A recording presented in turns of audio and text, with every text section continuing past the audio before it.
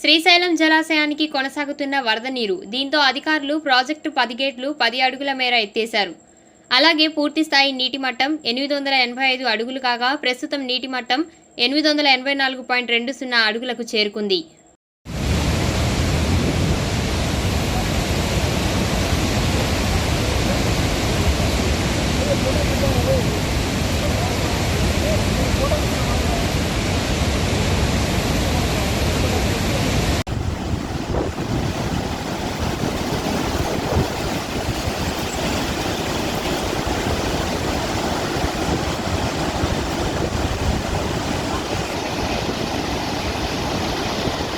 భద్రాద్రి కొత్తగూడెం జిల్లా పినపాక మండలం ఎస్పీ కాలనీలో బ్లీచింగ్ పౌడర్ చల్లిస్తున్న సర్పంచ్ నాగేశ్వరరావు, సెక్రటరీ రాజు, గుమాస్తా తిరుపతి, రాము, బూరసీను పాల్గొన్నారు.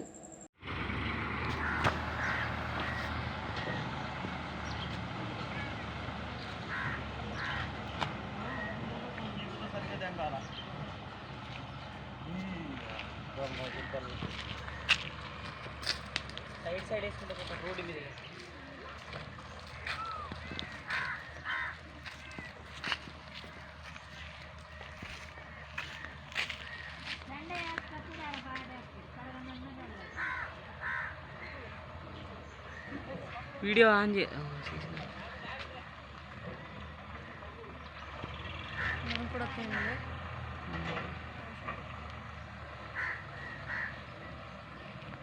మండల కేంద్రం కపిలేశ్వరపురం గ్రామంలో గల దివంగత వైఎస్ఆర్ విగ్రహం వద్ద సీఎం జగన్మోహన్ రెడ్డి చిత్రపటానికి డ్వాక్రా మహిళలు పాలాభిషేకం చేశారు. ముందుగా దివంగత సీఎం వైఎస్ రాజశేఖర రెడ్డి విగ్రహానికి పూలమాలలు వేసి నివాళులర్పించారు.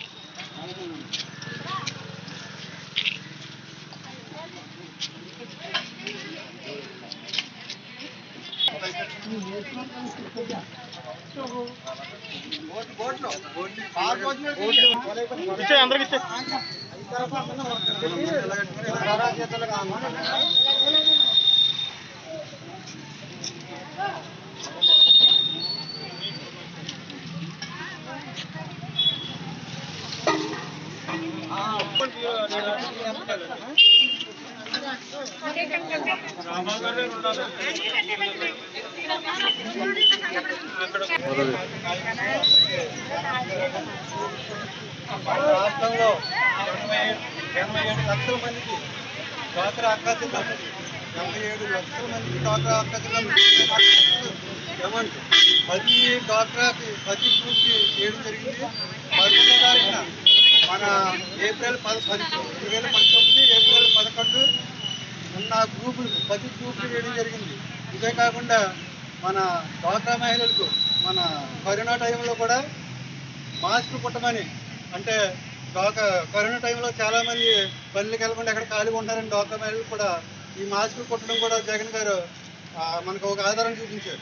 అలాగే ఇవే కాదు, చేయూత డబ్బులు, అమ్మఒడి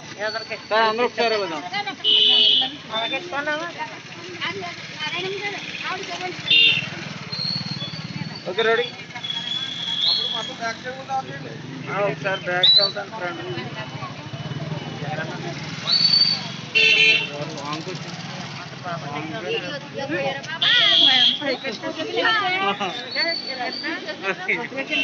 ఎత్తన్నారు వెనక్కి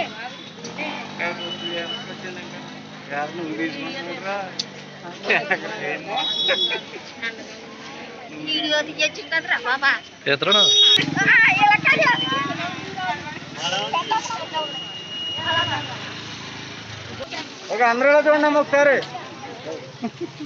ఇలా చూడండి అందరూ.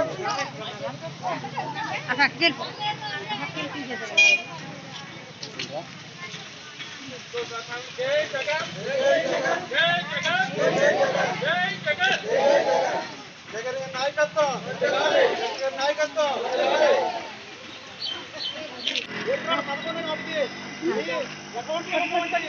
ఎంత పార్టీ ఉందా అంత పార్టీని నేను అధికారంలోకి వస్తే రుణమాఫీ చేస్తామని చెప్పి పాదయాత్రలో హామీ ఇవ్వడం జరిగింది. ఆ హామీ ఇచ్చిన ప్రకారంగానే మొన్న 11వ తారీఖున 2019 ఎంత ప్యాకేజీ కూడా మీ అకౌంట్లో ప్రతి ఒక్కరు అలాగే మీకు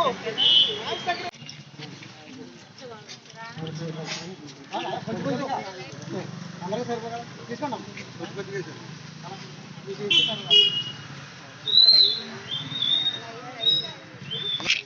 ఓకే సార్, అందరూ ఇలా చూడండి ఒకసారి.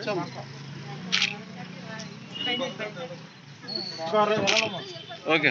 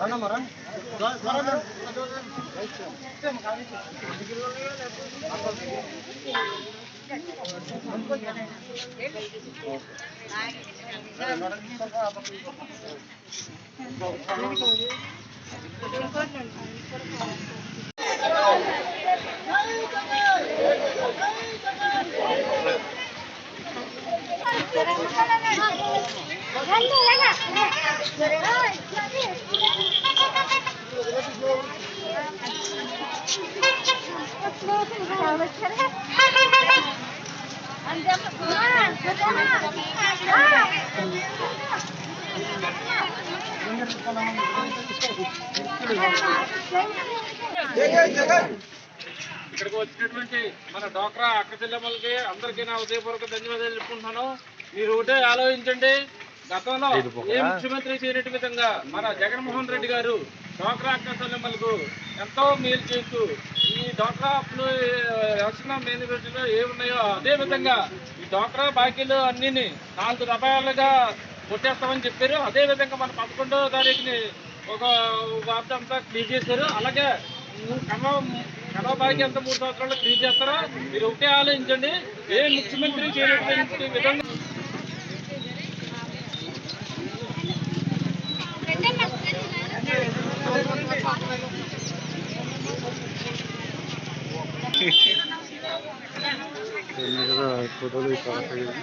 అన్ని మొత్తం వీడియో నెక్స్ట్ ఏంటంటే న్యూస్ ఇగో మా భూములు మాకేనని అప్పగించాలని కోరుతూ కృష్ణా జిల్లా చెల్లపల్లి మండలం చింతలమాడ దళితుల మండల తహసీల్దార్ కార్యాలయం వద్ద ధర్నా నిర్వహించారు. దళితవాడకు చెందిన పేదలకు గతంలో ప్రభుత్వం సొసైటీ ద్వారా పేదలకు భూ పంపిణీ చేసిందని, ఆ భూములను రెవెన్యూ అధికారులు తిరిగి స్వాధీనం చేసుకున్నారని, తర్వాత పెత్తందారులు ఆ భూములను ఆక్రమించుకొని అనుభవిస్తున్నారని, అదేమని ప్రశ్నిస్తే సమాధానం చెప్పేవారే కరువయ్యారని దళితవాడ పేదలు ఆవేదన వ్యక్తం చేస్తున్నారు.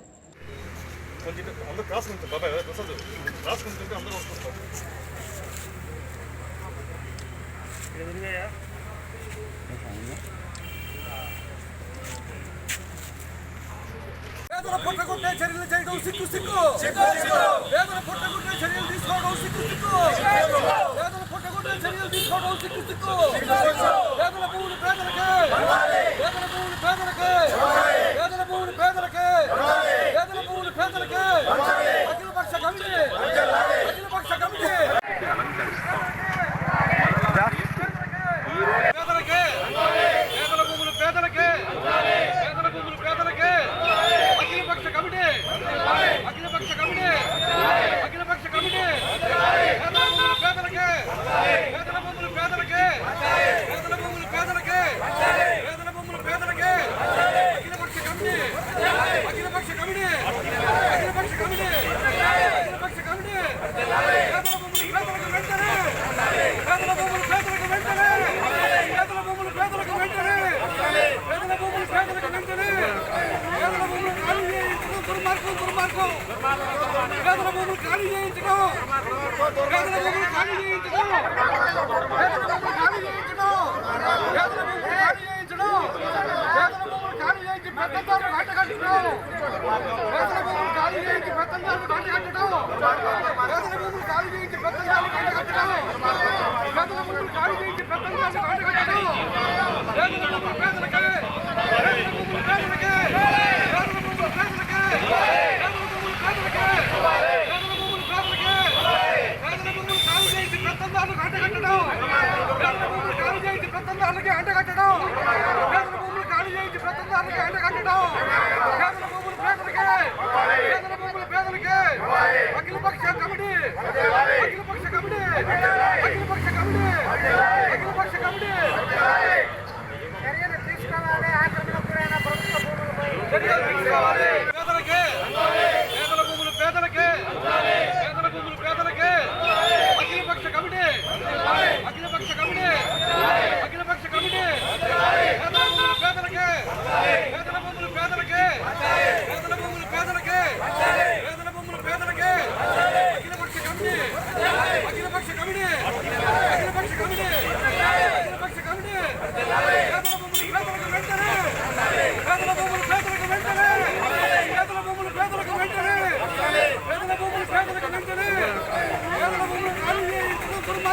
దుర్మార్గం పేదల భూములు ఖాళీ చేయించడం పేదల భూములు ఖాళీ చేయించడం పేదల భూములు ఖాళీ చేయించడం పేదల భూములు ఖాళీ చేయించడం పేదల భూములు ఖాళీ చేయించి పెద్దందారులు గంటగట్టడం పేదల భూములు ఖాళీ చేయించి పెద్దందారులు గంటగట్టడం పేదల భూములు ఖాళీ చేయించి పెద్దందారులు గంటగట్టడం పేదల భూములు ఖాళీ చేయించి పెద్దందారులు గంటగట్టడం పేదల భూములు పేదలకే పేదల భూములు పేదలకే పేదల భూములు పేదలకే పేదల భూములు పేదలకే పేదల భూములు పేదలకే పేదల భూములు ఖాళీ చేయించి పెద్దందారులు గంటగట్టడం పేదల భూములు ఖాళీ చేయించి పెద్దందారులకి అంటగట్టడం పేదల భూములు ఖాళీ చేయించి పెద్దందారులకి అంటగట్టడం పేదల భూములు పేదలకే పేదల భూములు పేదలకే అఖిలపక్ష కమిటీ అఖిలపక్ష కమిటీ అఖిలపక్ష కమిటీ అఖిలపక్ష కమిటీ చర్యలు తీసుకోవాలి ఆక్రమణ గురైన ప్రభుత్వ భూములపై చర్యలు తీసుకోవాలి. భగవంతునికి పూలమాలను రెవెన్యూ రికార్డుల్లో తప్పులు రైతాంగానికి తప్పని తిప్పలు. ఈరోజు రాష్ట్ర వ్యాప్తంగా ముఖ్యంగా మోపిదేవి మండలంలోని అనేక మంది రైతులు రెవెన్యూ రికార్డుల్లో తప్పుల వలన అనేక రైతు ప్రయోజన పథకాలను పొందలేక పంట పొలాల్లో కన్నా మీ సేవల చుట్టూ రెవెన్యూ అధికారుల చుట్టూ తిరుగుతూ అష్టకష్టాలు పడుతున్నారు. రెవెన్యూ వారి సమాచారం ప్రకారం రెవెన్యూ రికార్డులలో సాంకేతికరణలో జరిగిన తప్పిదాల వలన రికార్డులలో పేర్లు గజిబిజి జరిగిందని తెలియజేస్తున్నారు.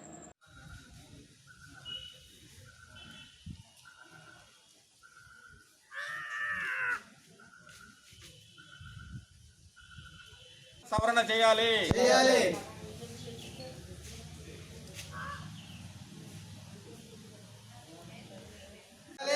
సవరణ చేయాలి రికార్డుల్లోని తప్పులను సవరణ చేయాలి రెవెన్యూ రికార్డుల్లోని తప్పులను జరగాలి రైతులకు న్యాయం జరగాలి రైతులకు న్యాయం సవరణ చేయాలి రికార్డుల్లోని తప్పులను సవరణ చేయాలి రికార్డుల్లోని తప్పులను.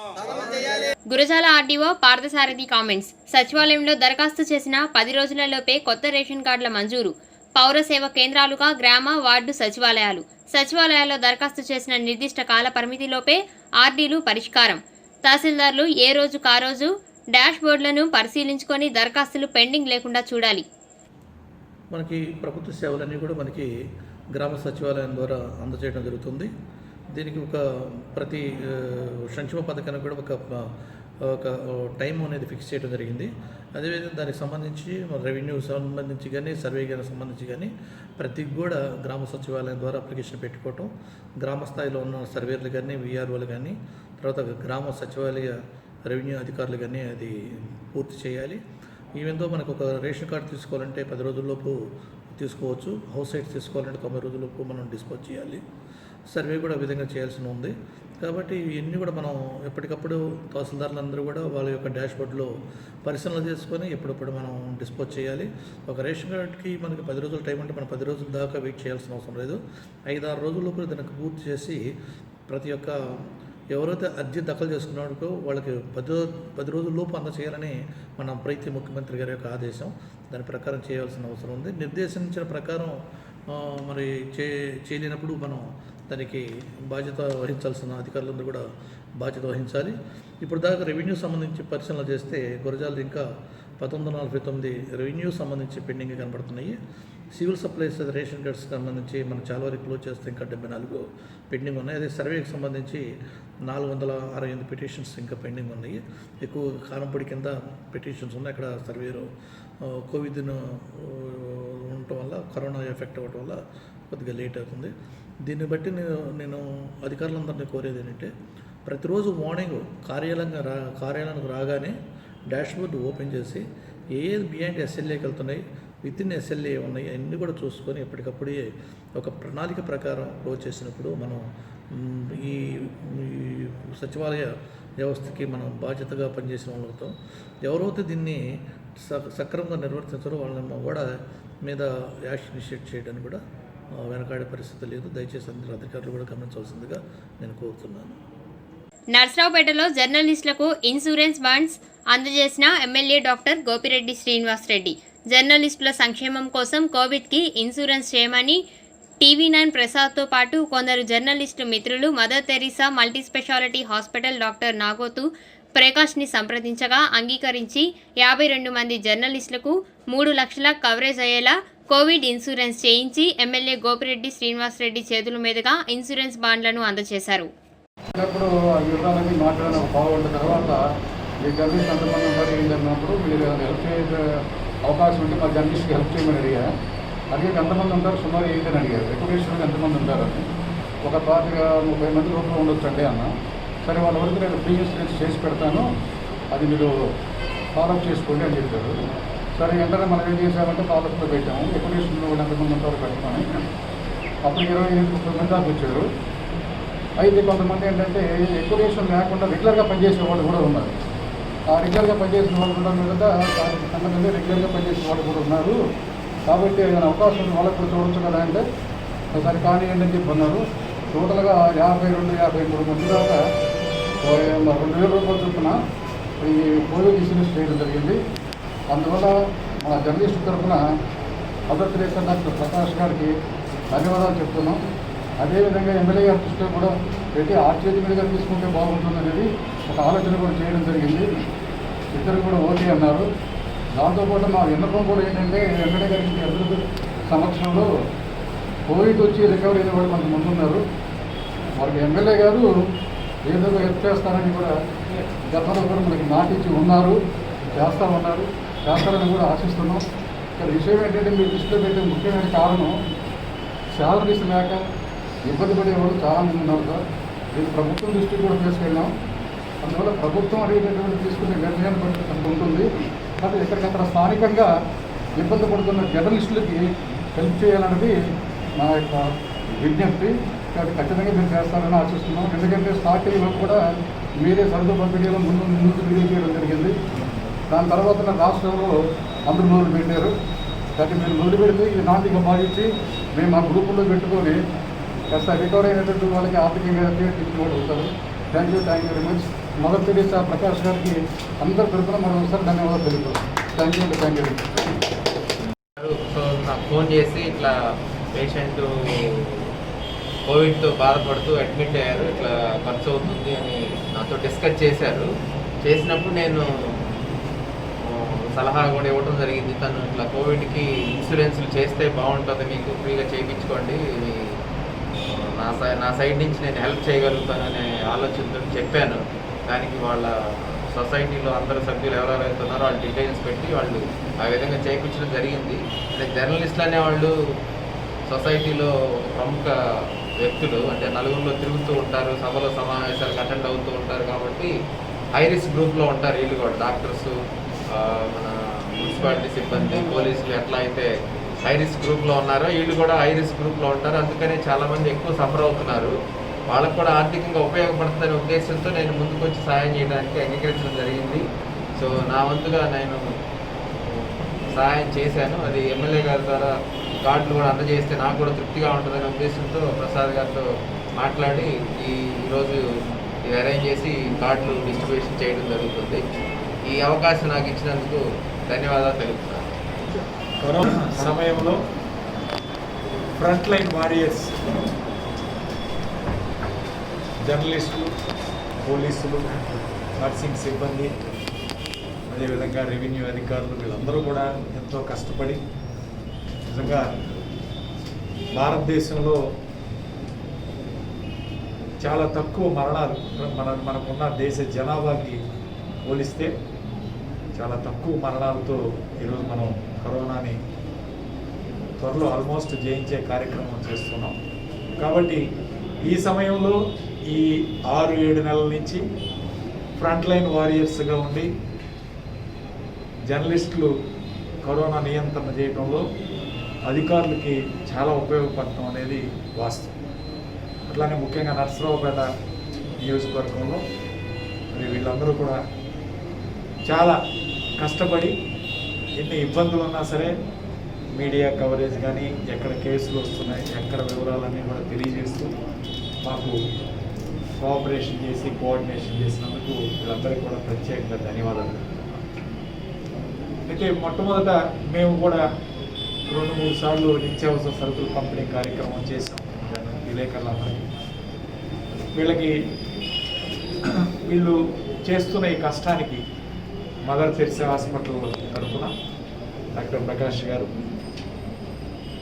స్టార్ ఇన్సూరెన్స్తో ఒప్పందమై దాదాపు నర్సరావుపేట పట్టణంలో ఉన్న 50 మంది విలేకరులకి సుమారు 3 లక్షల రూపాయలు ఇన్సూరెన్స్ కవరేజ్ వచ్చే విధంగా ఈ యొక్క ఇన్సూరెన్స్ చేయించడం అనేది చాలా సంతోషకరం.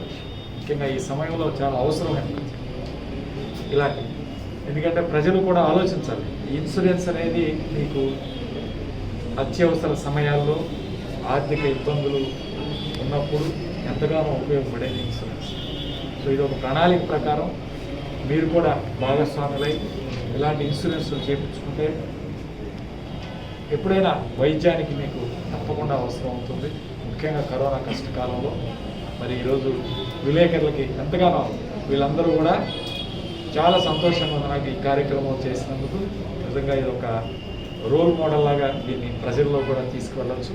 ఖచ్చితంగా అన్ని నియోజకవర్గాల్లో, మిగిలిన నియోజకవర్గాల్లో కూడా విలేకరులకి ఇలాంటి ఇన్సూరెన్స్ కూడా చేయించాలని ప్రజాప్రతినిధులు కూడా నేను విజ్ఞప్తి చేస్తున్నాను.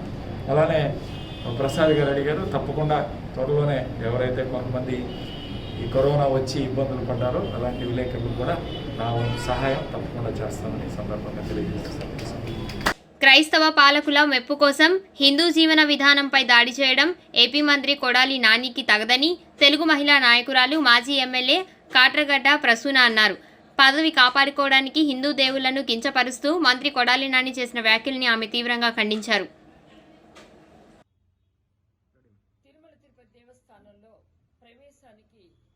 అన్య మతస్థులు డిక్లరేషన్ ఇవ్వాలనే నిబంధన మీద కొడాలి నాని మాట్లాడినటువంటి మాటలు హాస్యాస్పదంగాను, జిగుప్సాకరంగాను, హిందూ మతాన్ని కించపరిచేట్టుగాను, హిందూ ఆగమ శాస్త్రాన్ని కూడా భ్రష్టు పట్టించేటువంటి విధంగాను మాట్లాడాడు. అతని మాటలు వింటూ ఉంటుంటే కనకపు సింహాసనాల్లో సునకాన్ని కూర్చోబెడితే ఎలా ప్రవర్తించిందో అలాగే భారతీయతలో, భారత జాతీయతలో కూడా మన హిందూ ధర్మంలో అతను ఒక చీడపురుగుగా మాట్లాడాడు అనేటువంటి భావన నాకు కలుగుతుంది. వయసులో నాకన్నా చిన్నవాడే, కానీ మంత్రిగా ఉన్నాడు.